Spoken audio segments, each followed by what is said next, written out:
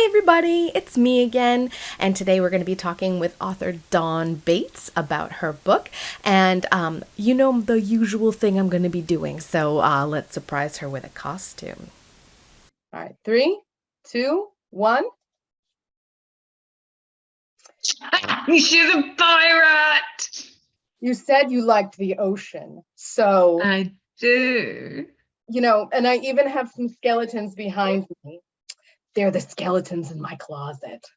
Are they? Gosh, if I didn't know we were playing dress up, I'd have got all kinky myself to go with your new book. Everybody needs a few whips and chains, just saying. Oh, absolutely. All right, so now that I've freaked you out, just give me one quick second. I'm going to get changed. I'll make myself human again, but you get to watch, but I'll edit it out for everyone else. Sound good? All right. Yeah, let's do this. We can make this work. All right, wait, hold on.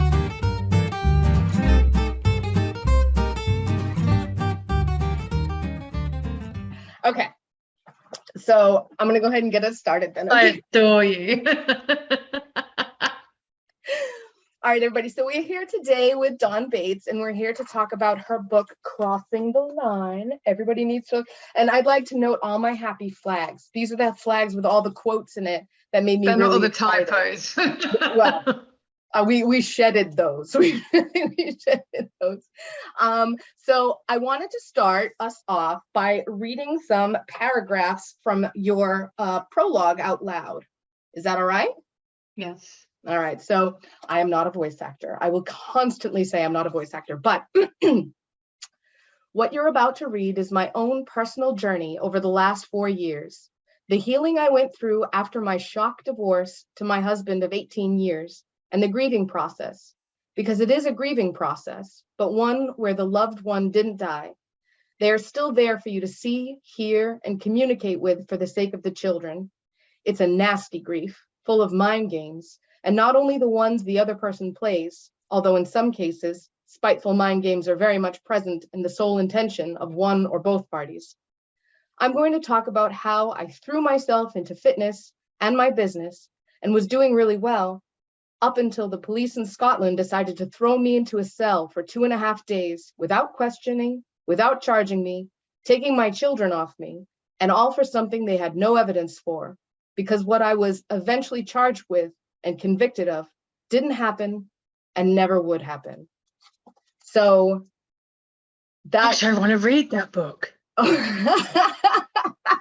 Yeah, so like this, as soon as I got to that, I mean, I know you and I had talked about it beforehand, but I was like, good God damn it, I'm excited to read this book. Like, I'm also sorry, but I'm also excited. So, can you tell me, like, why were you so passionate about writing a book about these kind of harrowing experiences? Why would you not be? If it can help someone else. Yeah, I was asked this question this morning, actually, by somebody, why, because I'm up for an award, and of course, and I was asked the question of why do I do this work? Why do I've just moved away from you, young man. Sorry, I have the dog, and he keeps following me. Hi, puppy. Hi, puppy. And got a bit of ocean to match your pirate. Nice. Yeah. Put your pirate hat back on, darling. So when I got arrested and thrown into that police cell, I was like, you know what? If I had been someone of a different ethnicity or lower social economic background, or I had just arrived in England, or I was not the kind of strong woman that I am, and the police did that, there is no way that those people would have probably been able to survive what I went through. They wouldn't have been given the trial that I mean, my trial was harrowing enough. But it was like, they can't get away with it. Why should they be allowed to get away with it? Why should they express their their power just because they choose to put on a police uniform or a black cloak and a wig and go and have a battle of wit and see who can argue the best, rather than getting to the crux of the truth and find out. I've never been questioned, not even to this day. And I was like, no, I'm not going to allow this to happen. Not on my watch. I am going to expose these people because it's all public record. But unless people actually go looking for it, they're not going to see that it's public record. Yeah. And if I was the kind of and I know, and I wrote this in the book, as you'll know, that if I had been the High Court judge reading those reports that the police submitted and the lawyer submitted, I'd have been, who is this woman? Take her kids off her. But it was a biased truth. Yeah. It was wasn't so accurate. Inconsistent too. Yeah. It's like, yeah, I would be like, she doesn't deserve those children. And that's the thing. We only get one side of a story ever. We get a very distorted view of the truth. And I was not going to have my boys or my family dragged through the mud without my story being out there, the truth being out there. And I always thought that there are women out there and families out there that are going through this that are not going to be able to afford legal fees. So if I can share the knowledge I have gained in a book that they can get for like 15 quid, whatever it is in dollars, if they can get that access to that information for that amount of money, and it gives them the courage to go and fight back, then job done. You did a ton of research. I feel like so many people in this world would have just rolled over and let whatever happened happen, but you were meticulous about what you did to try and defend yourself. Oh, I was like a Jack Russell with a bone. Well, now I'm just picturing you doing that, and it's really, really, really, really distracting. I was in the library, and like the librarian was like, "You're all right, do you need a cup of tea?" They knew how I had my tea because I was in that library, stacks of books, and like everything was all laid out. And it's led me to do my PhD in human rights and social justice. It's amazing. It's really like launched, it's launched something, and it's kind of overwhelming because it's a horrible, horrible, horrible thing to have happen. But the fact that you kind of, took it to this degree and you didn't give up and you're still going even now. Like, there's another quote that I liked. Let me see if I can find it. Oh yeah, it's from your mom. All you can do is your best. So long as you do your best, no one can ask anything more from you. And in this book, you were truly doing your best, like all the time. But that doesn't mean that you didn't go through struggles. You weren't strong all of the time. And that's very real to me, I think that one of the things, like a lot of the people that have read the book, there was one woman in particular. She said that bit where you say you slid down the wall, crying and howling and making noises you didn't even know your body was capable of making. She said that hit me so hard. And then other people will pick up on the fact that my cell was 2 lunges by 3. And I spent those hours doing squats and lunges and planks and press ups just to push away the pain and just to get through it. And this thing, I was only in there for 2.5 days. And I'm like, what if I'd been in there 2.5 weeks or 2.5 months or 2.5 years or 2.5 decades? There are innocent people in prison just because a police officer needed that promotion or needed the statistics, or because the lawyers were more interested in winning an argument rather than getting to the truth. And that is not right on any level. And those people are not human. They have no humanity, or they lack a lot of it. I remember you talked about the judge at one point, that he must have just been desensitized to it all, or you said something along that, like he'd just seen too much, that he just got jaded and made assumptions just because of what he's seen. And that's understandable. I mean, even to use my own experience of when I was in Costa Rica recently, I heard gunfire from the background, and I was like, okay, that's a few miles away. I'm okay. And I went back to sleep. Like, I'm hearing, and when you've lived through an uprising, when you have been in the drug dens and the cartel playgrounds, and you have seen trafficking going on, and you see all this going on, and yeah, it's all in for the sake of research, but it's also for the sake of actually going, you know what, this can't continue. But why is this happening? What is it about this society that is allowing that to happen? Mm-hmm. And so when people argue with me on social media, and I'm just like, dude, you've got no idea. Just go away with your textbook education. I'm not interested. Like, I've been on the ground. There's a dude this morning, and he was just like, really? And I'm just, you've got nada. Yeah, absolutely. Yeah, just people that like to jump on a bandwagon and like to get involved with the debate that they have no idea about. I mean, he had no idea of the historical complexities of this argument. He had no idea about the cultural implications. And he had no idea about the gameplays that are going on behind. And like you've read, when I go deep down on a subject, I go deep in a subject. I've got my own seat at the table with Alex and the Caterpillar. They know how I have my tea. Again, I know so much about your tea habits. Like, I swear to God, like at least 3 times in a chapter, it's like, and I had tea, and I had tea, and my mom gave me tea, and everybody gave me people are now like, how cross are you? 1 cup of tea cross or 2 cups of tea cross? I'm really on the verge of a 3 cups of tea cross now. That's when you've really pissed Dawn off. Oh, if I'm like, right, that's it, I need tea. I just walk away, I need tea. And if I come back and I'm still pissed and I go back for a second cup of tea straight away, like, you just walk away. Just walk away and leave me to it. Yes, I do not blame you.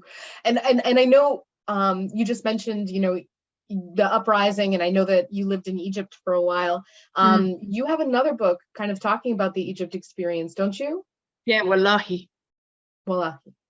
You'll have to spell that. We'll put a link to it in the bottom. Yeah. Yeah. Wallahi. Is that a word in Arabic? Or is that is an Arabic word, and it means seriously, what the if you're talking like with your friends, and it could be used as shock or like, yeah, come on, what, really, seriously? Or if you're using it in Islamic Arabic, it means swear to God.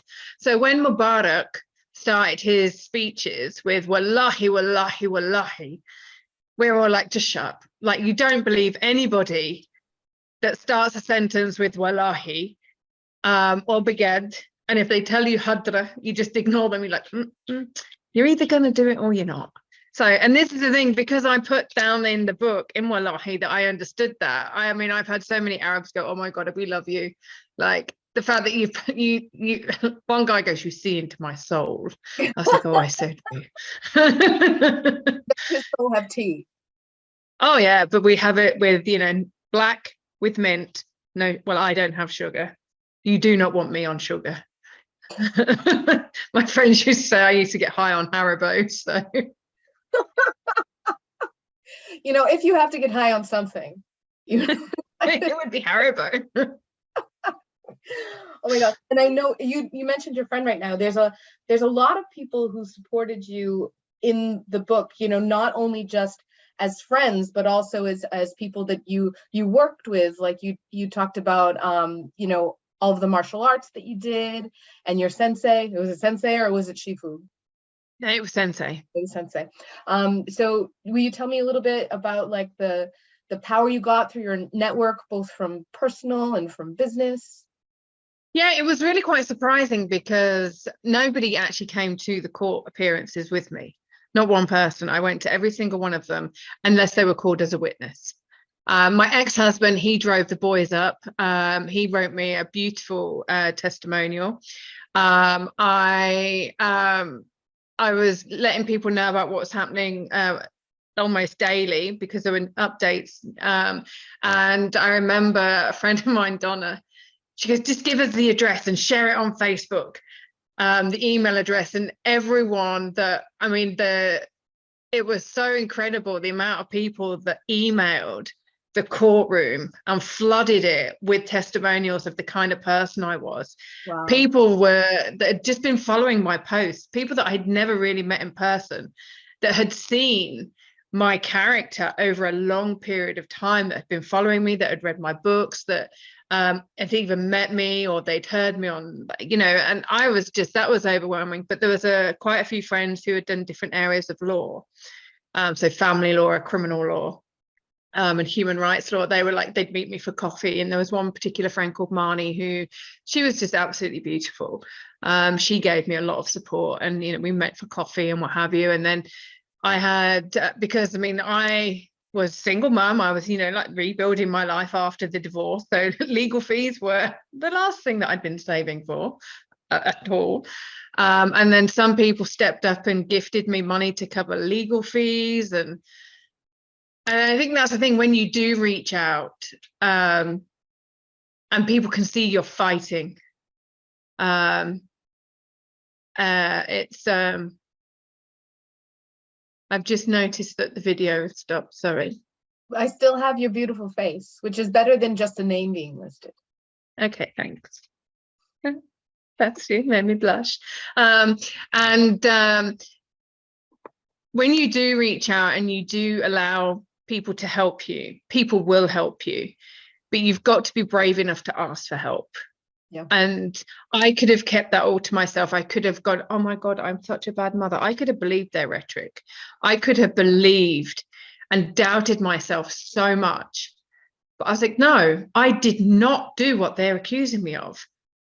I know what I was doing was, there was no way what they accused me of I would do in a million years. And yet, those moments where it's like that film Inception with Leonardo DiCaprio, once that idea is inserted, once that seed is there, if you allow it to happen, it will germinate and it will take place and it will destroy you. And you cannot allow it to happen. You've got to believe in yourself. You've got to keep pushing through, knowing the truth, knowing your truth, because everything starts with your intention. What was my intention that day? It was to find out the cost of a family ticket and the opening times of the castle. It was not to abandon my children. It was not to neglect them. And the thing that got me was when they said, oh, it was because of the state of the car. I'm like, seriously, I'm on a 7-week road trip with 2 boys, a dog. We're wild camping. We've got a fire pit. A mum's car on the school run is dirtier than my car. So, there is that. I'll never forget going to, I got to go to Moscow a few times in the winter, and the cars, just because of the salt on the roads and the slush and the whatever, they are miserably dirty. Like, never mind like writing on cars. You know how when cars are dirty, you write on cars? Yeah. It's like when you wrote, you made like an etch, like a divot with like wide edges on the side. Like you could pour tea in them and they would stay. Pour tea in them. Great. I'm up for that. Don't drink that tea, Dawn. Don't do it, Dawn. But one of the things I noticed is, with all of these horrible things that happen to you, the people at large, like I know that the specific people who were involved in everything, you had your opinions about them, but you repeated on and on through the book, like, in general, people are good. And you never really lost that positivity, and you were so thankful and grateful, and you named all these people, like, this person helped me, this person helped me. Like, it mattered to you so much that you couldn't bear to forget them, is how it felt to me. So what kind of in your life just made you be able to have that positive attitude? I don't know. Because I'm a negative human being. Like, I'm going to get off this call and I'm going to tell myself how much I sucked at it, except for the pirate costume. And if you do, then, you know, there is a virtual bitch slap coming, like, because you're not, that's the thing. Like, we're all so good at forgetting our greatness. And, you know, and I'll be like, oh, do you know what? It's a brand new laptop and the bloody camera stopped working. And, you know, that will be my thing. And I'll be like, cup of tea, get on to Acer. They'll sort it. They're fantastic. You know, people do want to help.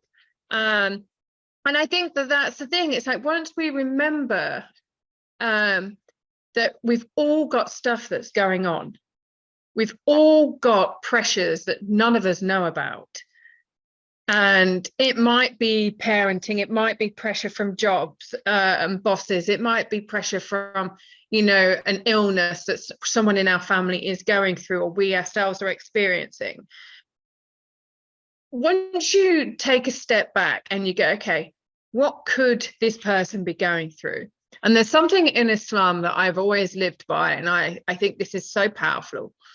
If you can think of 7 reasons why somebody is behaving in the way that they are, and it's time to start thinking of another 7 reasons. And if you can think of another 7, you can think of another 7. And you've got to just keep going, because you will never know what that person is going through. You will never know, even if they're an adult, you will never know what trauma they went through. You will never know what thing happened to them. Like when I was in Costa Rica recently, I was working with a humanitarian foundation for the Nicaraguans, and there was a chap who he was like, you can't go down there. It's really dangerous to go to La Carpio. You can't, like, you shouldn't go down there. I'm like, why? Well, because, like, you know, and why should we help them? They've had 30 years to sort themselves out. I'm like, okay, well, let me just reframe something for you. You've got an issue with the way I wash up, because I won't wash up the dishes in the sink in a bowl of water. I'll have water running constantly, a little trickle of water. I mean, don't worry, it's not like, you know, gallons coming out the tap at once. I am a sailor after all. But it really triggered him because of something that happened when he was 5 years old, where his mum ran out of water because somebody who had been getting water from the community rain container hadn't done the tap up properly, and so a lot of the rainwater had gone away, so there's no water. He was still triggered by it 30 years later. Yet the people at this humanitarian in this area of La Carpio in Costa Rica, they are dealing with war, they are dealing with dictatorship, they're dealing with having seen families murdered in front of them, shot down in front of them. You know, people are dealing with stuff, and that kind of trauma will take generations and generations of healing, 4, 5, 6 generations of healing. And he just looked at me and he was like, never thought of it like that. And I'm like, well, that's why we have these conversations. Yes, they're not easy to have sometimes, but if you can think of why someone might be doing it, keep thinking. You know, that police officer that arrested me, he was going for a promotion. They were forging 8 different police forces in Scotland to create Police Scotland.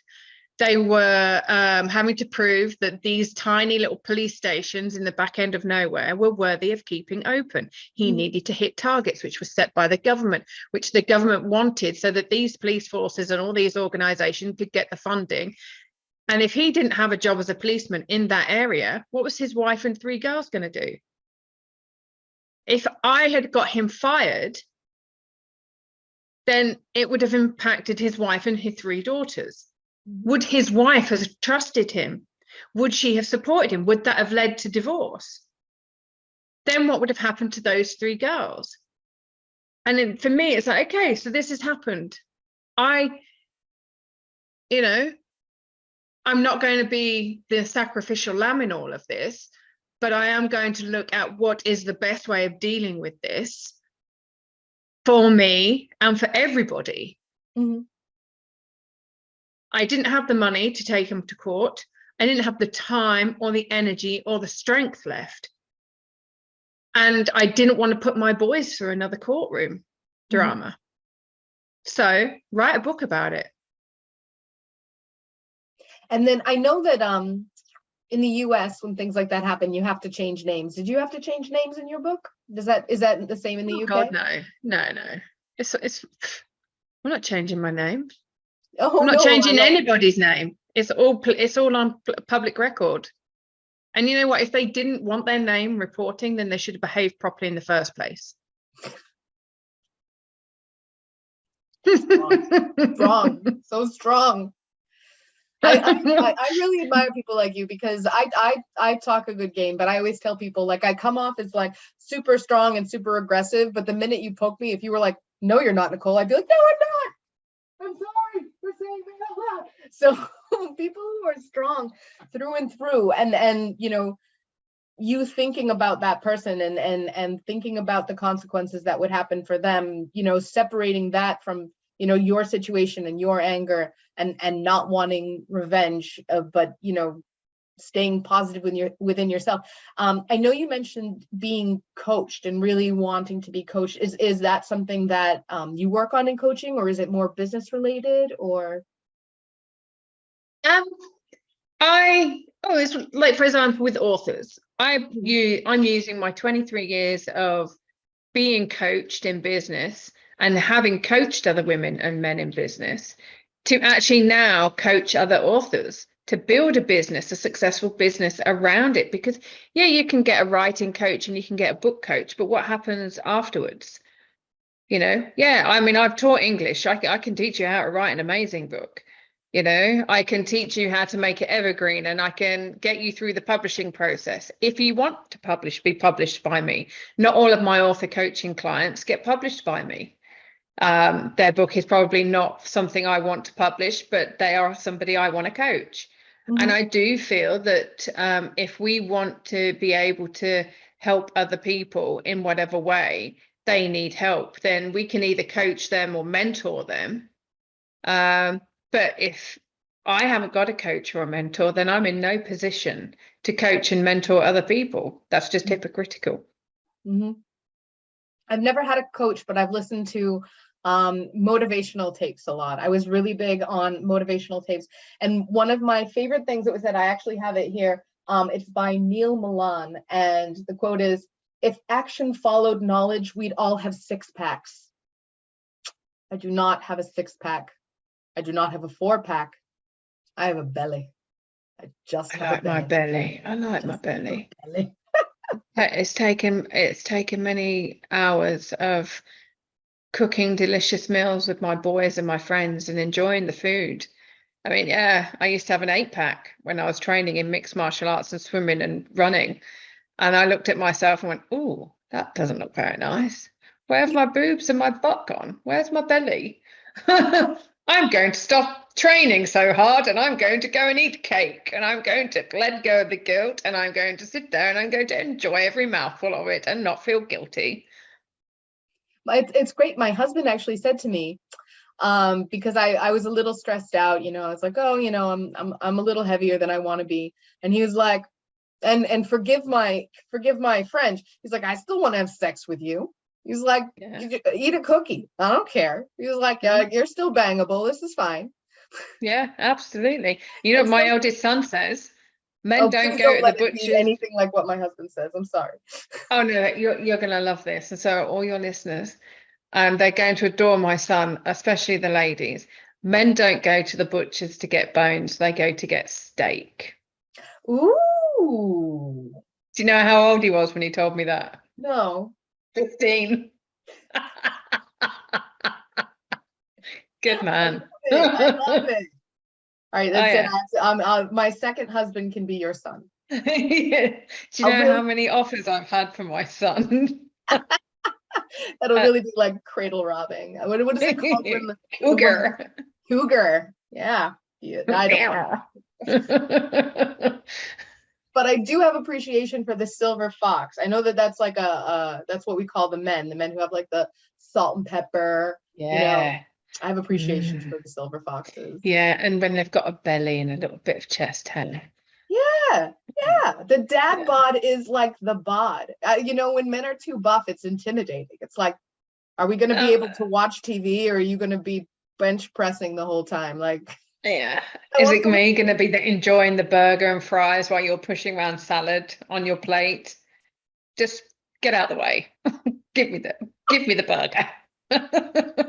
Oh my God. But you mentioned you do coaching. I know that I wanted to buy one of your classes because I have poked around on your website quite a good bit.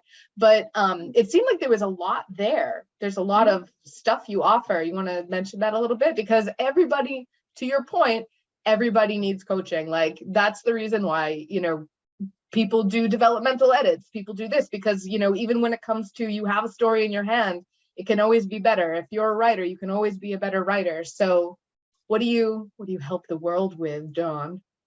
Wow. Some people say I kick their ass.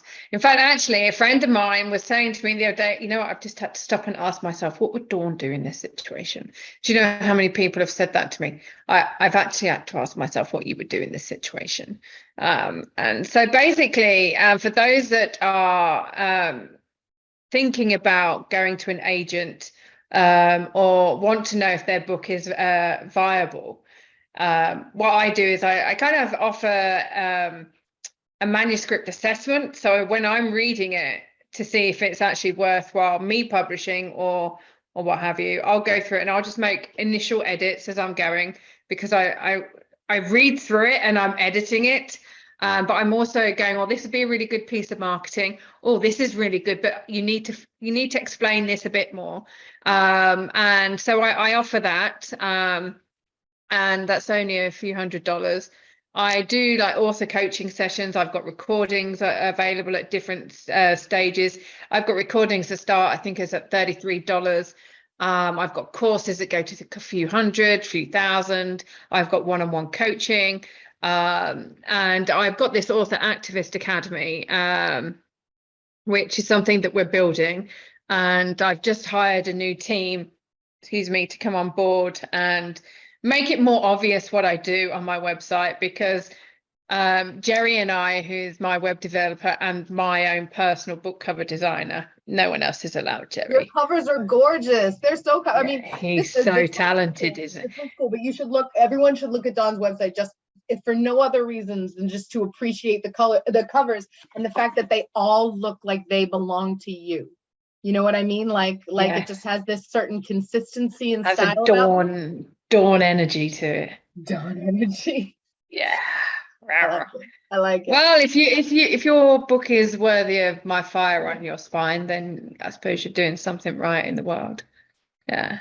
But I want to help people, because I'm fed up with seeing really crappy books out there, and the litter bin of Amazon's become the litter bin of literature, where everyone can upload a book and be ready to go. And I mean, we joked about the amount of errors in my book. The problem is, I mean, I've had a couple of proofreaders and editors go, I forgot I was actually editing.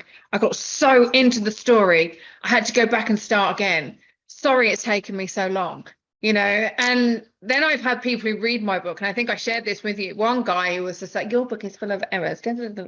Your grammar is wrong. And I was like, yeah, well, I don't actually publish using Chicago English. I use Oxford English. My spellings are British spellings. The grammar is American grammar. We want S's in our words, not Z's. Z's absolutely. And it's grey with an E, not an A. And just things like that. And whether you use the Oxford comma or whether you don't. And love the Oxford comma. I love the Oxford comma. Oh, I do love the Oxford comma. And that's the thing. And I use footnotes because I don't like having to go to the back of the book because I lose my space. I'm like, oh, what? And, some people have criticized the way in some of my books I use Arabic words and Arabic spellings.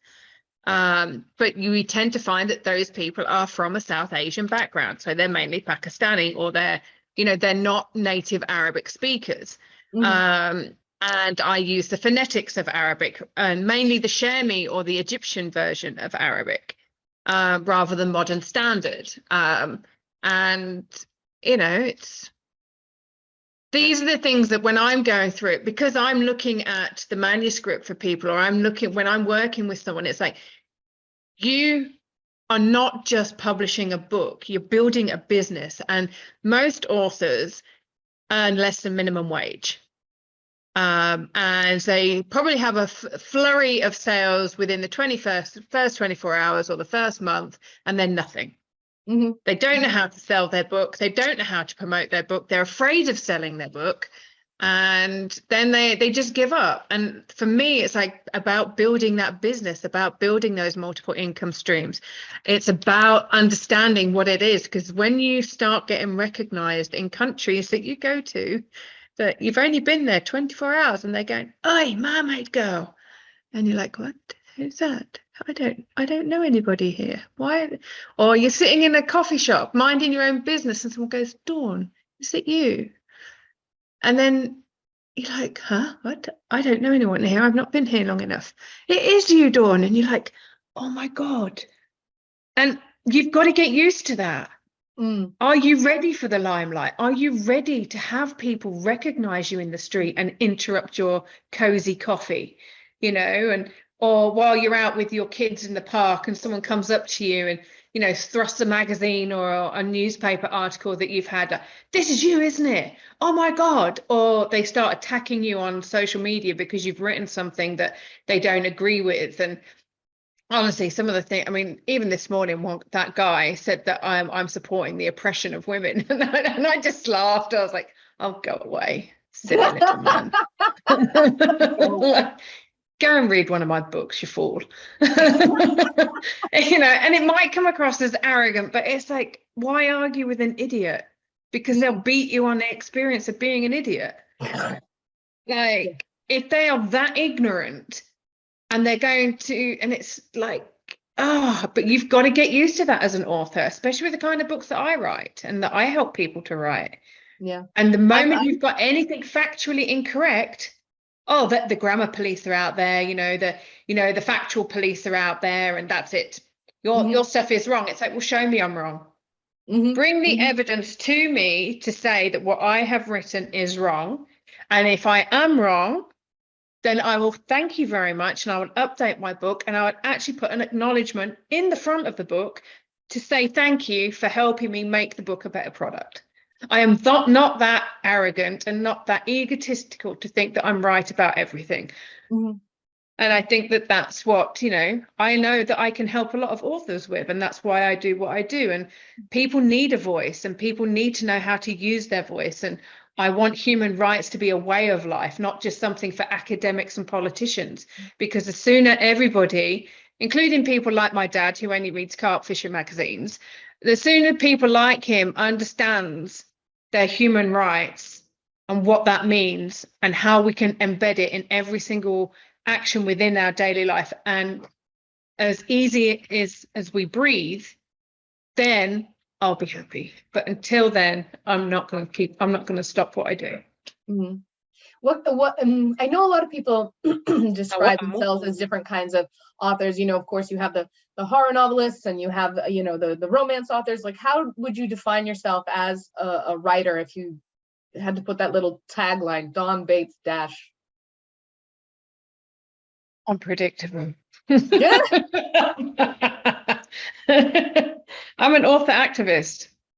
That's what I am, and I'm proud of that. I've always said that activism by pen is well thought out, because you've actually got to think about why you stand for something and why you're prepared to put your name and your life on the line for what it is you're writing about.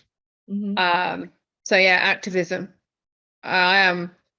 I've always been an activist. 4 days after my first son was born, I was on an anti-war march with him in the pushchair. Wow. It's intense. It's intense and brave, and very brave. I mean, if there's one thing to take about you as a human being, when we talked before, when we're talking now, you're brave and you're hilarious. We haven't even gotten into like the hilarious conversation. Like, anyone who's watching this video, when Dawn and I talked for the first time, we were supposed to talk for maybe like, 10, 15 minutes, like an hour and a half later, like with me, like literally urinating myself because I'm laughing so hard. Not literally, figuratively. Lady moments. I'm still young enough where I don't have that problem. I'll get there. I'll get there. Just absolutely hilarious. So if anybody gets to see Dawn on I call it the fat girl syndrome. recommend like going in there. Dawn, I'm going to tell you an anecdote. So you talked about being famous. I wrote and illustrated for a pretty big property in the United States. With not my idea, not my thing. I just happened to write about the White House here, people. I was at in Mickey Mouse's palace. I was at Comic-Con doing a signing for it. You know, other authors and illustrators were doing there too. Yeah. But I was at the table signing off stuff, and most people were like, "Oh, you worked on this property. Hi, sign this." But one person was like, "Oh, you're Nicole," and I was like, "Hey, hi, you want me to sign that?" They're like, they're like, "I had your stuff when it was indie, and it was this, and it was this, and it was this. And can I take a picture with you because my girlfriend's gonna be so jealous?" And I was like, "I need to call my mom and thank her for giving birth to me." Yeah. Yeah. It's nice to begin with, but then it gets overwhelming. I can only imagine. I imagine. And I don't even think of myself as famous. I mean, like, I've had people go, "You're famous." I'm like, "No, I'm not. Don't be daft. Don't be I'm not famous. I'm not famous." You're not famous until you need a security team. Yes. With a belly. Yes. With a dad bod. That's how we know they're muy fuerte and they can take care of business. Muy fuerte. Delicioso. Yeah, Muy bien. muy bien. So knowing that this book was autobiographical, and you talked about how you wanted to be able to empower people to realize that, you're not the only person who might be in this situation. There may be ways to be able to help yourself, get out of it or deal with it or cope with it. Is there anything else you wanted people to take away from the book?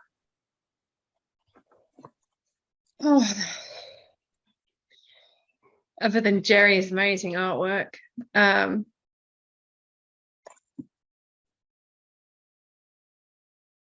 There's just so much, there is corruption within the police and justice system the world over, but there are some genuinely good people. And I remember when I told my boy, because my boys asked me, "Mummy, did our testimonial help you?" And I think the fact that I'm so honest, I mean, sledgehammer style honest sometimes. But I said to my boys, I went, "Honestly, not really." And they were so disappointed. And they were like, "Why?" And I'm like, "Because the judge think that because you're so polite and well-spoken, I put you up to your statement." And Khalid was like, "Well, we went to a private school. We read lots of books." And I'm like, "Yeah, but Khalid, that's the level of ignorance and racism in this country. Because I am a single mum, that's the first thing going against us." I said, "Because you are Arabs, you can't possibly be well-spoken." That was the second thing that I said, that, and the thing is, always find out get your prior knowledge. I said, that judge, if he had known anything about me and the police had done their job properly, then it would have been a very different ball game. I don't even think it would have gone to court. The old lady, and this is the thing, is like, there are some people just trying to do their best, but their best, like you were saying, my mum has always said to me, as long as you do your best, then nobody can ask anything more of you. And I've probably taken that to, the extreme. The nth degree. But I remember the little old lady when I was in that police cell, and I remember that police officer that asked me, goes, "What actually happened?" And when I told them, and that little old lady was so helpful. It's when you do a really great job and you actually take the time to listen to somebody, you could be the very big difference. But if all you're doing is a job to be a job's worth, or just doing a job to get paid, or just doing a job half-assed, then you're actually creating a lot of damage without you even realizing it. The ripple effect of not doing your job properly goes far beyond what you could ever possibly imagine. Mm-hmm. You know, and the Stephen, the chap at the College of Policing, when I phoned them and he listened to me, and when he asked me that question, what do you want to happen? I said, I want him to be trained in cultural diversity, and I want him to have, coaching, and, and he goes, now I know that you're innocent. Mm-hmm. And that's the thing, when you remember to be a good person, even when bad things are happening, and you really do want to make a difference, you can. You really, really, truly can. I mean, take where I am at the moment. I'm house sitting, pet sitting, because, I could go and pay to stay in a hotel. I could go and pay and stay in an Airbnb or something. But there are people that really need to go on holiday because they just need a break, and yet they can't afford the holiday and they can't afford pet sitting. Mm-hmm. Like the pet places like kennels or catteries or stable hands.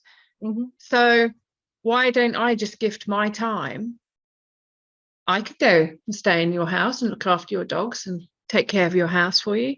I'm trustworthy. Mm-hmm. They get to go on holiday, and all the money they've saved on taking care of their pets, they can now spend on making memories with their family. Mm-hmm. Or going for a massage, whatever they want. But again, it's that thing. It's about thinking about other people more than yourself, doing a good job and always doing your best. That's what it's about. It's about being a good person. Yeah. It's about being a nice person. Yeah. So let's pray that everyone, after listening to this, will now buy your books, buy your coaching courses, and also just be a little bit nicer, especially on social media. You jerk. Yeah. And enjoy food. Yes, because the dad bod and the bellies are where it's at. Because cake and tea and the ocean are all good things. Oh, absolutely. I wondered where you were going with that, knowing the contents of your book. Oh my goodness. All right, so Dawn, that's a different episode. Yeah, that is a different episode, and that is an R-rated episode. Very R-rated. That will be in our after hours show, ladies and gentlemen. We're talking midnight with lots of Chardonnay. And I don't drink. Hey. All right, well, I do. I'll drink the tea. You can drink the Chardonnay. You don't need any Chardonnay. You can get flippant enough on your own. You don't need the extra push. My friends used to call me the pissed woman who doesn't drink. That's the way it's cheaper that way. So much cheaper. I'm just absolutely high on life. I'm just so grateful to be alive. I'm just so grateful that, I think with the gratitude, that I think that's the key thing, isn't it? When you're just grateful that it wasn't worse. Like in Islam, we say, Alhamdulillah, thank God it wasn't worse. It's pretty much what that translates to. Yeah. Well, thanks to God. I don't follow any religion, but I've lived a lot of time in the Arab world and around Muslims, and I used to be one, and I walked away from organized religion quite a number of years ago, but a lot of it has stayed with me, like think of the 7 reasons, then 7 more, but it could always be worse. It's true. Absolutely. And just be grateful for where you are right here, right now. I love it. All right, so that's a good note to end on. So Dawn, you stay on with me, but for everybody else, make sure to check out all of Dawn's links in the bottom. We're going to put up her books, we're going to put up her website, and we're going to have a great rest of our day. So say goodbye. We are indeed. Bye.